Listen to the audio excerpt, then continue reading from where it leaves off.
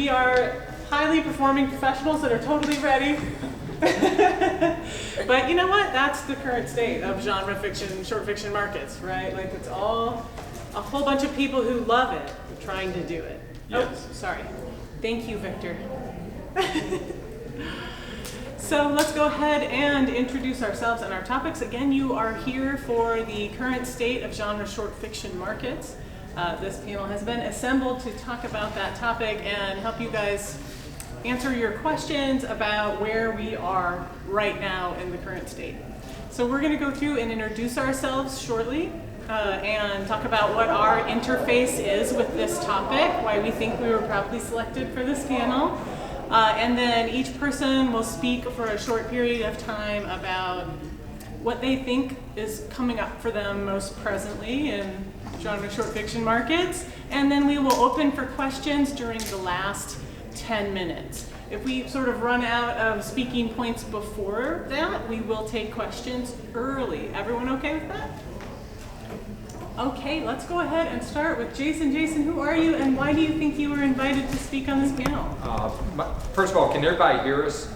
Actually, no. Yeah, we'll try. We'll have to. What?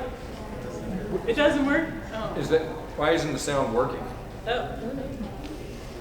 The mic's on. You might want to see if they're actually. Hold on. It's on, but... So has anybody in this room ever used a sound panel? Yeah. The on buttons are on. That's about as far as I can go. Did that do it?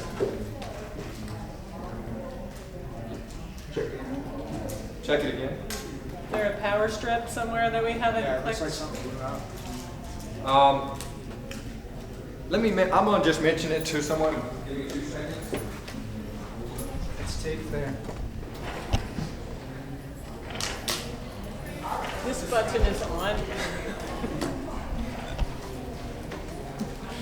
It's plugged in. Plugged in. This Oh, yeah. says on Try and this again, says try on. again. We fixed it. Or no, he fixed it. Thank you. Thank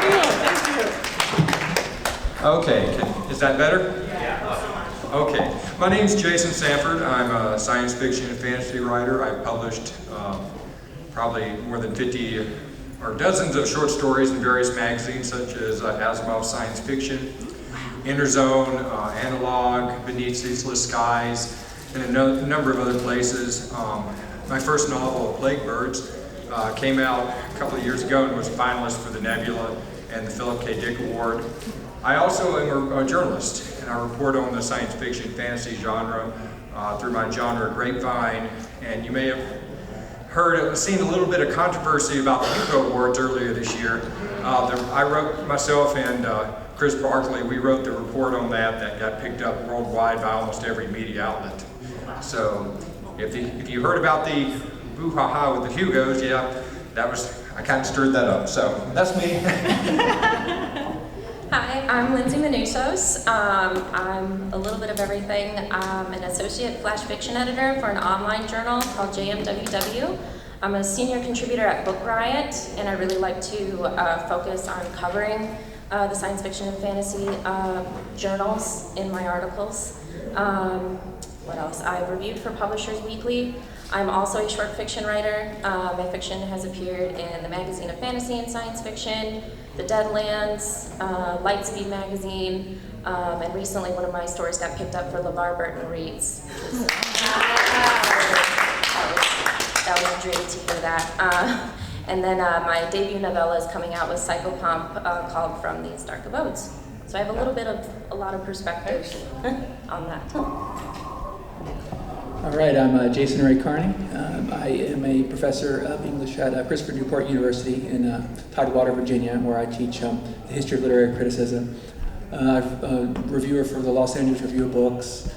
I teach popular literature courses, published several stories of short fiction in various genre magazines.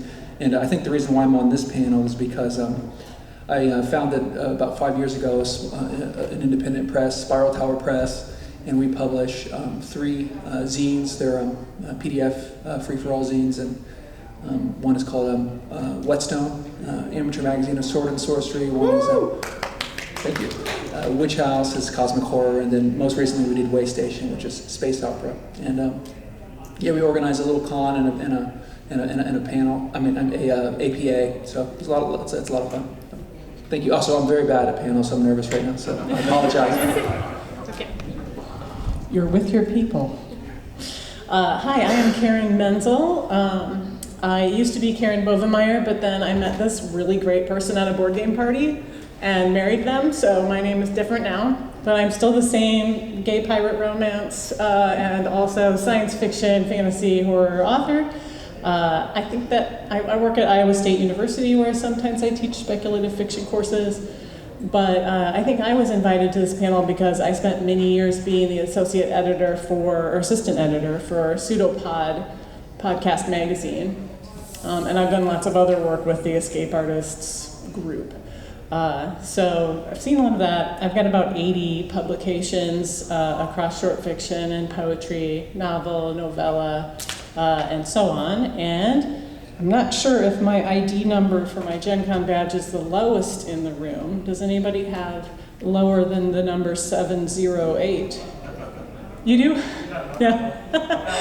My first GenCon was 1996, and I never looked back.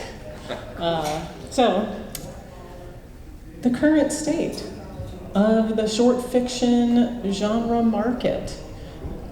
Jason, what have you been seeing right now, the current state?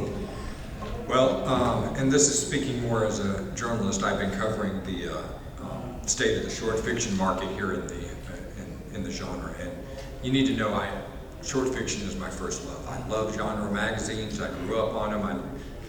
My grandfather had a subscription to Asimov Science Fiction, so when I published my first story there, it was like, genre magazines have had a tough time in the last couple of years, mainly thanks to Amazon. Is the big boo-ha-ha here, because they ended their Kindle marketplace where that you could subscribe to a magazine. For example, I subscribe to fantasy and science fiction and other magazines through Amazon. They ended that about just under a year ago. They did allow a few magazines, basically the biggest ones, Clark's World, Asimov's, Analog, and Fantasy and Science Fiction. I think that's it. To stay on, and they were transitioned to Kindle Unlimited. So to be quite blunt, so they kicked out a ton of magazines that were using them for subscriptions, and the ones who stayed had to go into Kindle Unlimited. And it's been a financial disaster for the magazines. First of all, the ones who stayed, Neil Clark of Clark's World has been very vocal about it, and the money that they get far less money than they did from subscribers.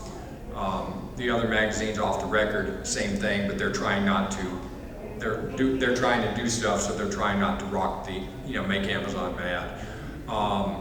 And the other problem is a lot of the magazines that were kicked off, they didn't have access to the subscription list of who, so they couldn't contact you and say, hey, why don't you go to our website and subscribe? So so there's been a lot of, it's been trouble. Uncanny, a number of others have been also very vocal about how this hit them hard. Now the good news is, some of them have built backup subscriptions, but they haven't reached what they had before. Analog and Asimov's are owned by Dale Magazines, and Dale has created a proprietary, ebook subscription service. You can now subscribe to them without going through Amazon. So I'm guessing at some point they're probably going to say bye-bye to Amazon, I would guess, but that's just me speculating. And then the other magazines, a lot of them are trying just different types of fundraising and support. Beneath Ceaseless Skies was never on Amazon for their subscriptions, and they've relied on more of a Patreon and a broader base of fundraising. They've done much better than most other of the magazines that got hurt by Amazon. So that's kind of where we are now. The good news is a lot of new magazines popping up, but I'll leave that to others. I don't want to hog it all, but that's kind of the doom and gloom part of it. there are new magazines popping up, and even with those that weren't on Amazon, like Apparition Lit, we're seeing some of those close as well, just because, you know, either people are trying to go on with their personal lives, because being an editor of a magazine that either doesn't make money or doesn't make a lot of money takes a lot of time, blood, sweat, and tears. Especially, and kind of like Jason mentioned as well, like with the sort of rise of AI and getting a lot of AI submissions as well. A lot of editors are having to deal with that and having to sift through that and have to be vocal about that on their guidelines. And so when you're having to deal with all that, in addition to not making a lot of money, you have to make some hard decisions. So that is a bummer. But yeah, we are seeing, I know like Skull and Laurel just opened. And the Deadlands, I mean, opened a couple years ago, but I think they're doing really well and they're doing really great work, although I'm a little biased. But so yeah, it's a tough time right now, but there is like silver linings here and there, and I think that's, you know, important to recognize that and see what they're doing and recognize really great work where you see it. Like Faya, I think, is doing a really fantastic job as well. So definitely, when you are searching for short fiction markets to submit to or support, you know, look for them, see which ones inspire you, and support them in any way that you can. Yeah, so this idea of the short fiction market as being a kind of a business enterprise, I think that's pretty unique to genre fiction. If you look at like literary fiction, most of those magazines are subsidized by universities. Everybody's doing it for free. You submit your short story to a literary magazine, and you get a copy maybe if you're lucky. You know, a lot of times they don't even give you a copy; they give you a discount. In genre fiction, I think we really resist that idea. We have like the SFWA. We have history of editors who are kind of not paying. You know, so we kind of really want, you know, authors to get paid for what they're worth. But one of the issues with these, with genre fiction short fiction markets, in my opinion, is that they serve two functions. They used to be business enterprises. As we've said, they're kind of declining as business enterprises, but they also provide like a platform for new writers to connect to readers. And so in the 70s and 80s, and I'm sure they're still going on, I mean, I think I'm part of this, you had zines, right? Fanzines, where that was another way of connecting to editors and readers and stuff.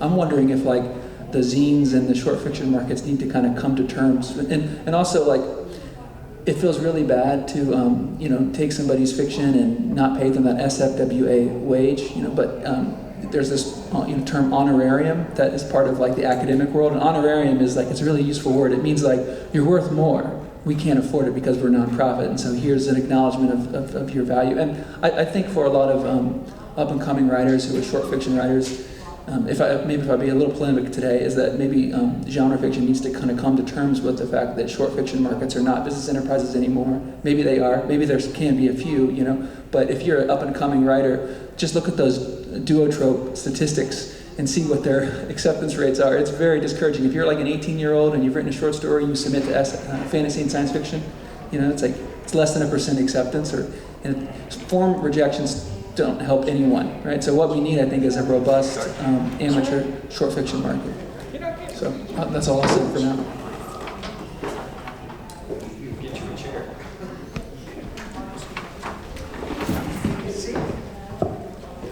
Am I too close to the mic when I talk? Okay. Okay. Is that okay? Oh, that's good. Sorry. Awesome. So we have gone and introduced ourselves and talked about why we feel we were invited to be on the panel. Would you like to go ahead and introduce yourself and suggest why you think that what's your interface with the current state of genre short fiction markets? Go ahead. Oh, so I give a speech too? Hi, my name is Sheree Renée Thomas. Greetings from Tennessee. This is my second GenCon. I believe I was invited because somebody knows I love short stories. As a writer myself and also as a reader, that's pretty much how I was introduced to most of the writers I still love to this day. I'm 52, and it would be from anthologies. Right? I also edit. I've edited several anthologies. Myself, Dark Matter, which won 2 World Fantasy Awards, and co-edited Africa Risen, which won the 3rd one, yay. That was a lot of fun. and I edit the magazine of fantasy and science fiction, and we are holding on. It's been very, very hard these past 2 years. It's been very hard for a number of reasons, but we are still holding on. So, yeah. Oh, the state of science fiction and short stories. I still think it's the heartbeat of our genre. I feel like it is so important to our entire community. I'm trying to do everything I can to try to support it. And while things are rapidly changing, there are wonderful, wonderful places, publications, small and large, that are still doing that important work. And I would love also to mentor editors. So, yeah. Awesome. So Jason was telling us about the Kindle situation that has caused a lot of folding to happen, and Lyndsie and Jason were also talking about some new markets that were opening up. So I would like to ask about some of the topics that seem to be present to mind for people coming up right now in the current state of genre short fiction. And you've mentioned Afrofuturism. I've also heard people talking about climate fiction or cli-fi, solar punk, indigenous SF&F. What are your opinions about some of the things that you've been seeing as an editor or calls you've been seeing as a submitter of short fiction? Let's go ahead and go backwards this time and start with Jason Ray Carney. Oh, sorry, other Jason. Go ahead, Jason. Oh, which Jason? I'm sorry. I was going to go backwards, but you go ahead, you started. No, go backwards. Jason. Oh, okay, Jason Ray Carney. I want time to formulate my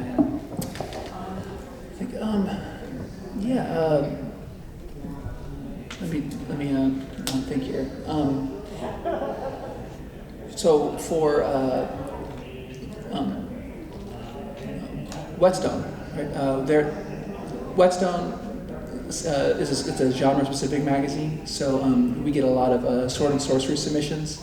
A lot of it, unfortunately, is very we get about 300 submissions per issue. It tends to be very kind of conventional, tropey, like hewing to the formula, which some people like reading that stuff. But like the exciting stuff that we start to see is sword and sorcery used to be, it's all based on Robert E. Howard, Conan the Barbarian, Northern European warrior going around attacking people, right? There have been there have been new iterations of this, with different protagonists, different settings, different, we have it's called Sword and Soul. I don't know if you've heard of this. Charles R. Saunders, that's the character of Amaro. There are several people who have submitted to Whetstone who kind of take the sword and sorcery tropes and kind of invert them. We have, if you heard, there's another magazine called New Edge Sword and Sorcery, which is kind of associated with Whetstone. They're their own thing, but they started in our Discord, and they're actually much more organized than we are. We're an amateur zine, but their whole approach is to kind of take this traditional genre that is conventionally formulaic, right, and to try to open it up. So I guess to generalize, to kind of tie a bow on this is, generally speaking, there are more diverse voices, more with this one genre that is a little bit, it's kind of eclectically conventional, right, and formulaic, right. With this one genre, there's an attempt to kind of widen it, and so and I think that has a lot to do with we're seeing a lot of very young people submitting, like high school and early 20s. So Lyndsie. Too much power. Yes. So I edit I'm an associate editor for Flash for a small online literary magazine. So kind of like what Jason was saying, we don't run on money, and then unfortunately we can't pay money. But a lot of the fiction that I see incoming, I like Flash fiction, like across the board with genre. I love seeing it used with literary, and I really love seeing people inject genre into it. We recently published Christina 10, who did a Flash piece called Concrete People, and it was so weird and funky and surrealist, and I love that. And we're seeing a lot of that as well, where you see someone take a genre and kind of build on that or break the rules of that. And I think if you do that well, that can be really enlightening. And then I remember you mentioned climate or cli-fi. I think we're definitely seeing a lot more of that. I know I've certainly tried writing it myself. That was the story that was picked up by LeVar Burton Reed's, called She Builds Quick Machines, and so I'm trying to explore that as well. And one of my favorite Cli-Fi stories was actually printed in fantasy and science fiction, S.A. Hansen's Save, Solve, Salvage, and that is a fantastic story. So definitely seeing a lot more of that. Sorry, my brain is kind of like exploding. So I'll move it on while I keep thinking. Thank you. That's a great transition. Things that I'm noticing, definitely a lot more cli-fi or climate fiction. And I think part of it is because I've been a juror for at least 2 years for a contest that's called Imagination 2200. And I really enjoy it. Tori Stevens is the leader of that. If you love short fiction and you love climate fiction and you have a positive bend, you have solutions or possibilities that people can imagine in your stories on how to adapt or collaborate or adjust to it in the future, sort of like solar punk. Right, then that's a great contest, and so I've been getting a lot of submissions from people who submitted to that contest. They will pay you, so you get cash money. You also get publication, and so we've had 2 anthologies as well that comes out of that, and beautifully illustrated digital edition of your stories as well. So that's been really lovely. The other thing I've been finding, because people are learning that I enjoy horror, and I don't think. My publisher, Gordon, was a big horror fan, and Charlie published horror as well, but I really love horror. So I've been getting a lot more horror. Sometimes I get letters, and they're saying, you gotta give us a warning if it's gonna be super scary. But I never know if it's gonna be super scary to someone else, right? I acquired a kind of Cthulhian story that scared me. I was in my first time ever in Rhode Island, and I'm in this weird hotel. That kind of has the photograph that's like the portrait that's looking at you, right? And I'm reading this writer. I never heard of this writer before, and yes, that was my face reading this story. It was the day that Hellraiser, the new one, came out, so it was like a bunch of things converging, and I was terrified. But then I thought, it's the setting, so I buy it. It goes through production, and then I get a note from my copy editor that says, "Never again." Never again. So I'm publishing more weird fiction, more horror. I'm really trying to get my wills together for poetry. I myself love poetry as well, and to publish it as equally as the other science fiction and fantasy, because it's often treated as remnant space, and I want it to have the respect it should have. So that's one thing as well. So I will say that, and people are sending me different stories. I think they did it when they're different editors, so they just kind of try you out. So I'm getting things that I don't recall reading in the magazine before, and that's been a lot of fun too. So, yeah.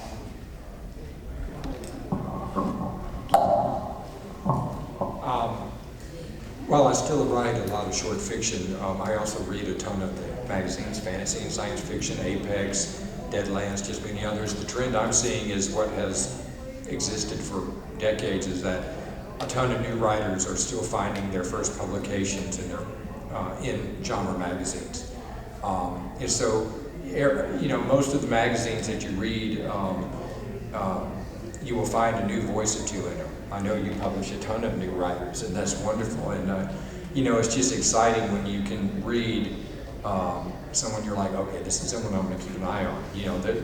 They have their voice, their writing, just their storytelling, it just clicks, and you're like, that's when you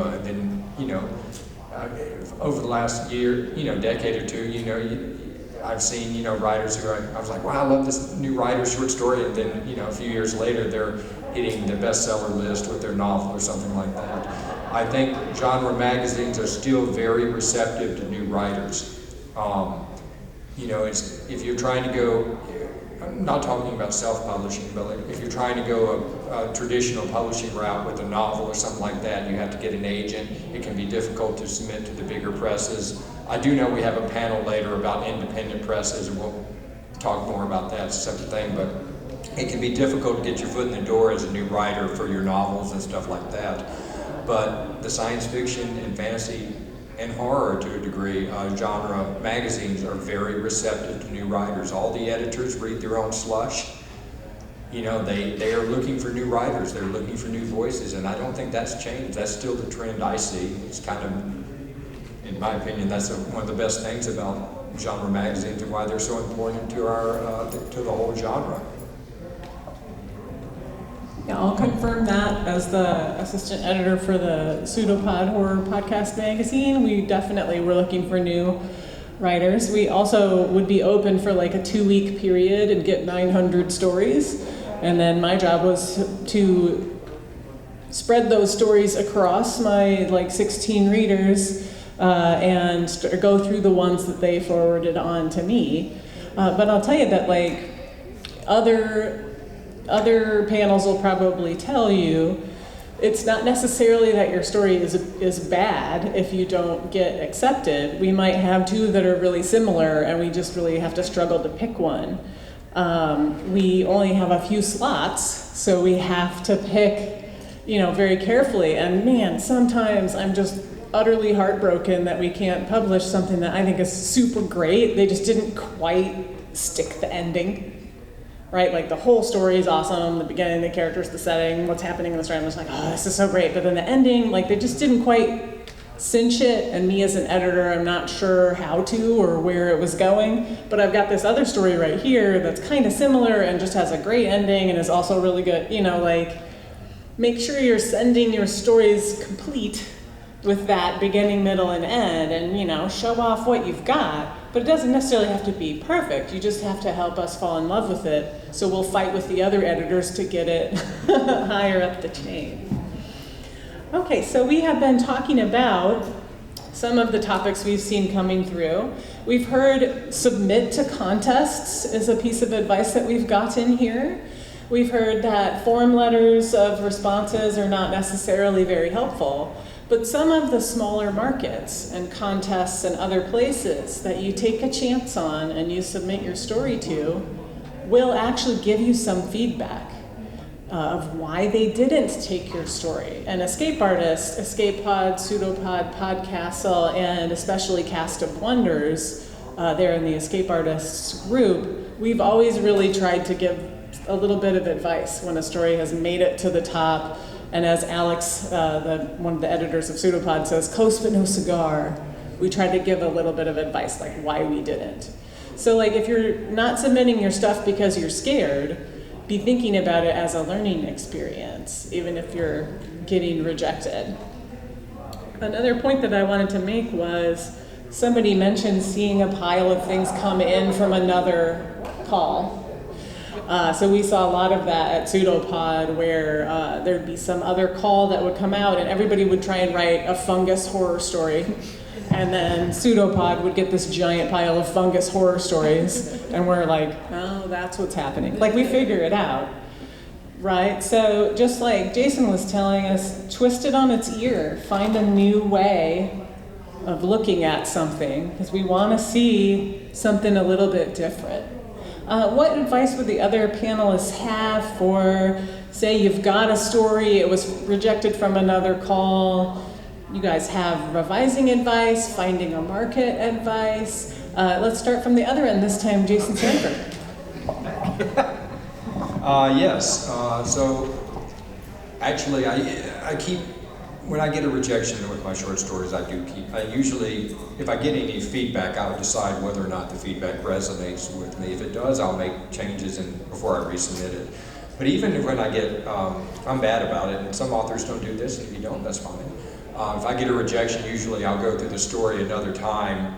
You know, there's been a bit of, and see if I can catch if there was anything that happened there. But I keep submitting.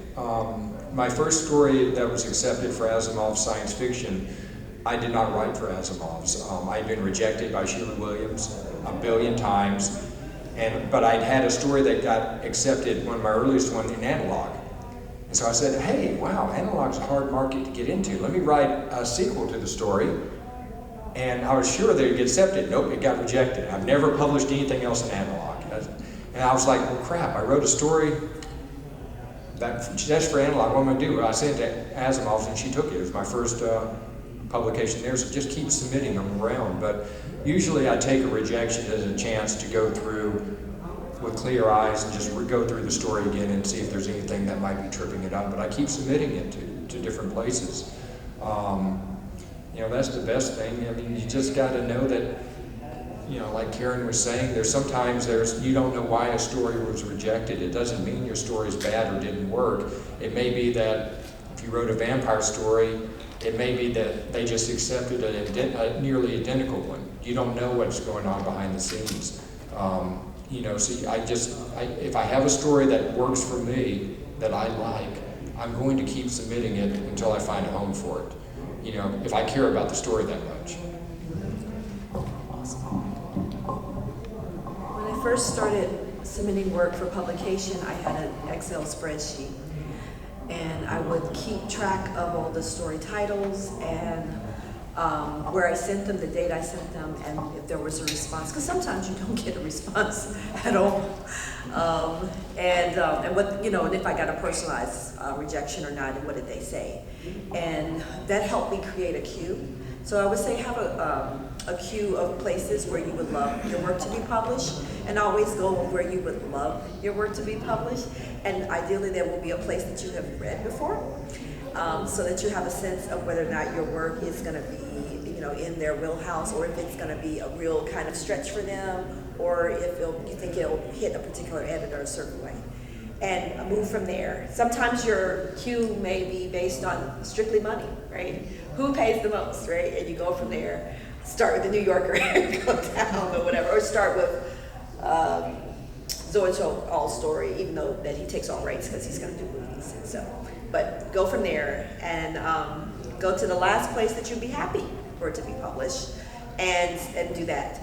I let my work. I'll send it maybe 2 or 3 times, or back then I would send it 2 or 3 times to different places. And if I find that I'm getting, like, no one's catching on to it at all, then I let it get cold, work on something else, come back to the old story with fresh eyes. That's why you want it to get cold, and rewrite the whole thing.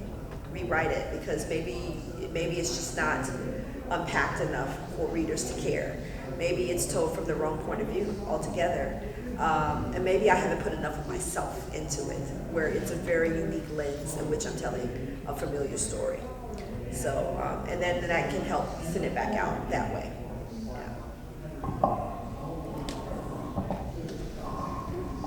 I think it's really important to really try to read the publications that you're submitting to. Yes.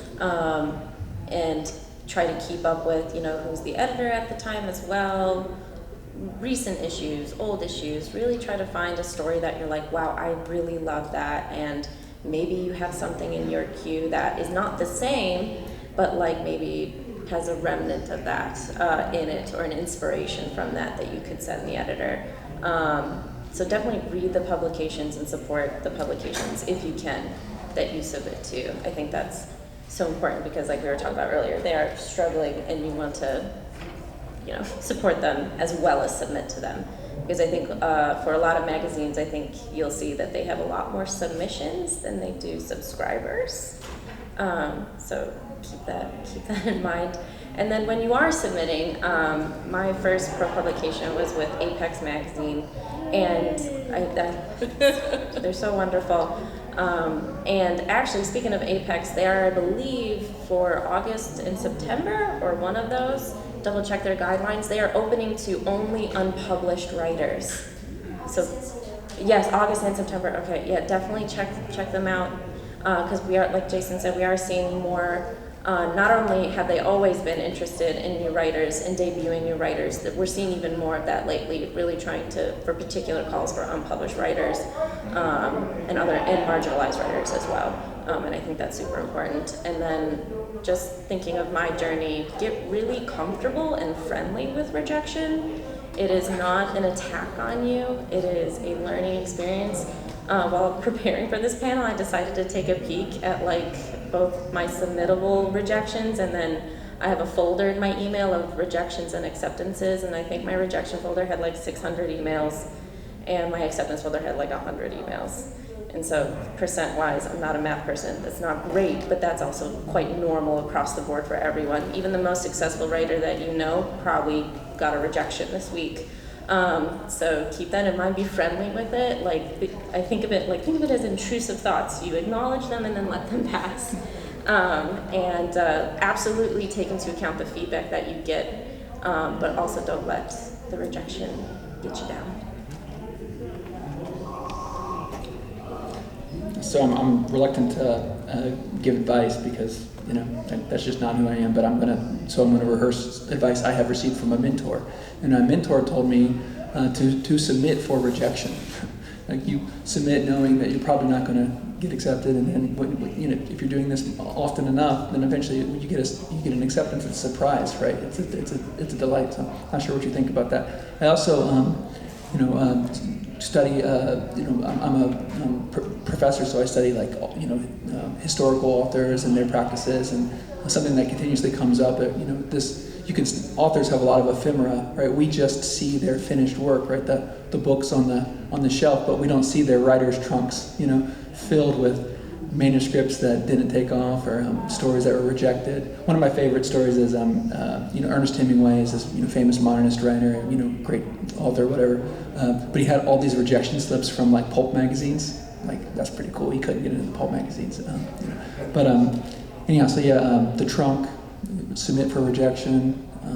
Also, just there is this dynamic process of just kind of being part of a community and reading the magazines, maybe being a reader in other magazines, going to cons and making writer friends. It's just kind of, you think about it, it's it's just this social network. There's a center, right, and you're just slowly getting closer to the center. I mean, it just so happens that the people who are getting published, I'm not saying it's nepotism, but you really do kind of need to be on the radar. It doesn't hurt if the editor is somebody whose manuscript you may have read, or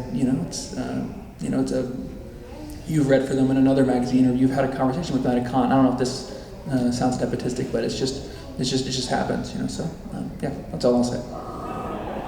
Yeah, I have to say, we had to reject it was one of those fungus horror stories from an Australian new writer who was still in school, and I still think about that story because it was so awesome, but it did not have an ending that was good, and I didn't know what the ending should be. But man, I wrote that person the best rejection letter that I possibly could, because I'm please keep writing because I need to read your work, please, please, please.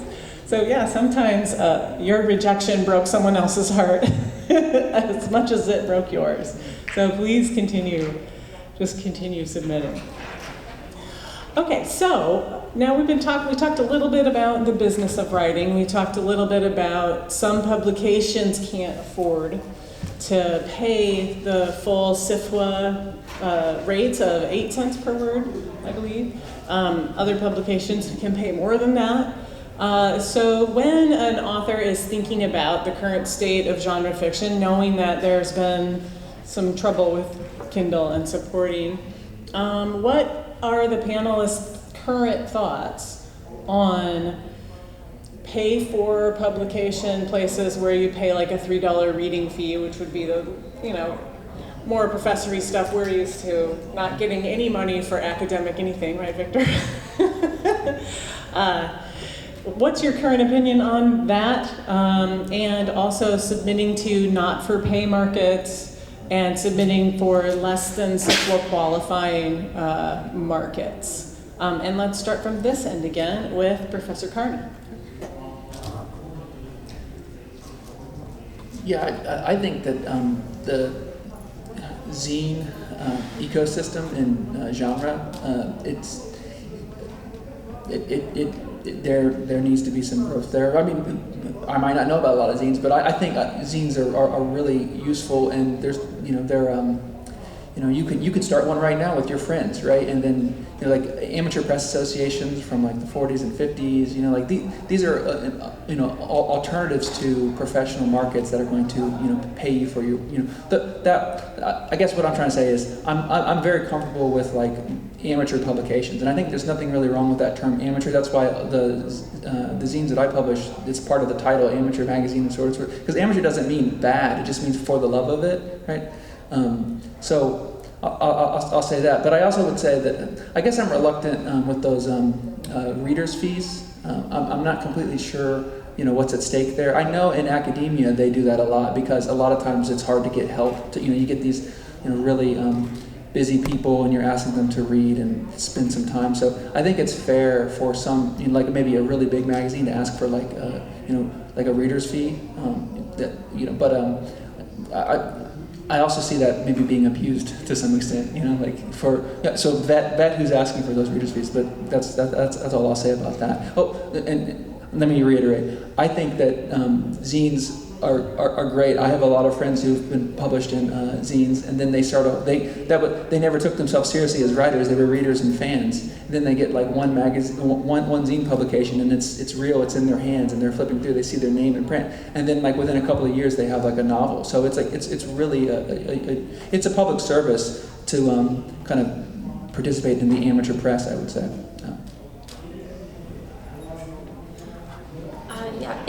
I have a lot of conflicting feelings, because I'm an associate editor for a magazine that, we don't charge any reader fees, but we also can't pay you. It's a small online journal.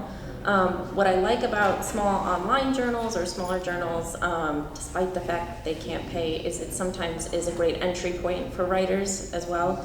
If you want to start amassing publication credits, and maybe you're not getting where you want to be with paying markets, sometimes you could start with non-paying markets. At the same time, I think one of my favorite writers, Susan Palumbo, said, the money should always flow to the writer, and I absolutely agree with that. In a perfect world, that would be the way I would certainly like to have that. Unfortunately, like we were talking about with Amazon and stuff, that's not the case. Reading fees, I also know some people, like some magazines, they pay for their submittable subscription by charging reader fees, or that's how they pay their editors, is by charging reading fees. I really conflicted feelings about that personally. I don't think you should charge readers to submit to your journal, but I also understand why some publications do it. So yeah, kind of conflicted feelings. I also have two different experiences. I'm an associate editor also for an academic publication, literary publication called Obsidian, Literature of the African Diaspora, and it's based at Illinois State University, Normal. And so it's embedded in their publishing division. And because we have busy grad students who are part of it, also an entire publishing unit, we have very limited resources, but also we have a very dedicated staff. So it's two worlds. Initially, we weren't able to pay anyone, and then we were able to pay only the cover artist. We had a portfolio of art for the cover, the front and back covers, and the insides. Then we started working very slowly to give a small, modest, like, thank you for your time and effort amount to writers, which really doesn't pay for the work, obviously, that they've done. But that's that unit. For F&SF, Gordon has a range from 8 until, I think, up to 12 cents a word. Normally, in the past, or at least when I started, we were paying upon acceptance, that was the thing, which I thought was exciting, because I was like, wow, I've rarely been paid on acceptance for anything. Now, because of budget things, we're not able to do that anymore. But I feel that it's important to try to pay when you can. Most of our publications in our genre, though, are done by the sweat and love and tears and the grace of their families to allow them the time to do it, because they just really don't, who's making a profit? To be quite honest, who is making a profit? It's very difficult to do so, and small presses don't have it. So if you find a publication that you really love, and even if they aren't paying, and you, like I said, you've already exhausted all the other markets that are, I think it's perfectly fine to support that publication because you're building your reading audience. And people, especially for the Small Press Awards and other places, they're reading outside the box, and they're looking at those publications. Bourbon, what is it? What's the new? Bourbon Pen. It's a place that I've seen Ellen Datlow and others have been reading more widely. And I think that the whole point of your publishing is something that you need to really spend time on to figure out, why am I doing this? What does success look like for me? What does it sound like? What does it taste like? What does it feel like? One of the things I do for my students, writing students, I have them write their jacket copy. Jacket copy of their dreams. You got a big hardcover book, you got a gorgeous photo on it, right? You know, you're the professional writer. What does it say? What career have you had? What's the aesthetic of your writing? How will a reviewer discuss you? And what are the places that you've been published in? And what else have you done in terms of multimedia and paraliterary works, you know, if that's your interest, right? So that helps you figure out, why am I doing this? It keeps you really focused on your journey, understanding that it is a journey. So yeah, and literary journals were very important to me, and they didn't pay anything. Oh yeah. Sometimes not even copies. I know. I generally think authors should be paid, but that said, you know, I think there's a great place for unpaid, for small journals and online magazines that are not able to pay, because they can help bring new writers' attention. And the biggest thing is try to find your editor. Find the editor who responds to your work. I do think submission fees are a scam. So be very wary of submitting. If they ask you to pay money to submit your story for a contest or a magazine, unless there's a big payoff, you better be very wary. But should we try for a question or two? Or? I think we should. So the question that I want is the question that is going to be the most relevant to everyone in the room. So before you raise your hand, I want you to think about your question for a second. Is it relevant to everybody in the room? You got your hand up the highest in the green shirt here. Go ahead. I think this is relevant. You mentioned a lot of different short fiction markets and magazines, and I tried to write them down tonight. You'll notice there. Do you have any recommendation for like a good site or a resource to list different? Where do you find open calls? Okay. Submission Grinder. There's an alternate version, which I'll call Duotrope, but that's a paid service. But Submission Grinder is created by a wonderful person who also does Diabolical Plots, which is a great magazine.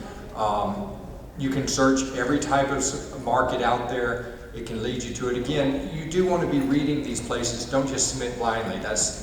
Don't do that. You know, read them and see, but that's where you'll find open calls. You'll find all sorts of stuff. Submission Grinder, Google it, and you can even track your submissions there. I still use it. Okay, we've got white blouse and blue vest. This might be a question specifically for Sheree, but you've mentioned several different like para-literature stuff. Is it worthwhile to pursue any not fiction but fiction adjacent things as a short fiction writer? I think it is, especially if that's your real, like that's your jam, right? So I think you should always be rehearsing for the future. Always rehearsing. I'm paraphrasing Andrea Harrison from that. She's Dan's life, right? So because you never know when the doors open. Pandemic, I'm all excited because of my first, short story collection that's going to be distributed in bookstores is coming out, which was my third book collection. Yay! And we have the pandemic, so all my trips and all this stuff was canceled. The thing that was important for me was, staying writing. So before I knew it, I'm invited to work on Marvel projects. Didn't know that was going to happen. Thank goodness that was in my wheelhouse. You understand what I'm saying? So yes, films, graphic novels, comic books, whatever it is that your dream is, work in that, have something to show. Yeah, do what you love and send it out. And unfortunately our panel is over. I have time after this panel though, so I'll happily take questions in the hallway, but we do need to close the room, empty the room, and let in our next group of people. We were also told to promote the anthology. Check it out. Got a lot of new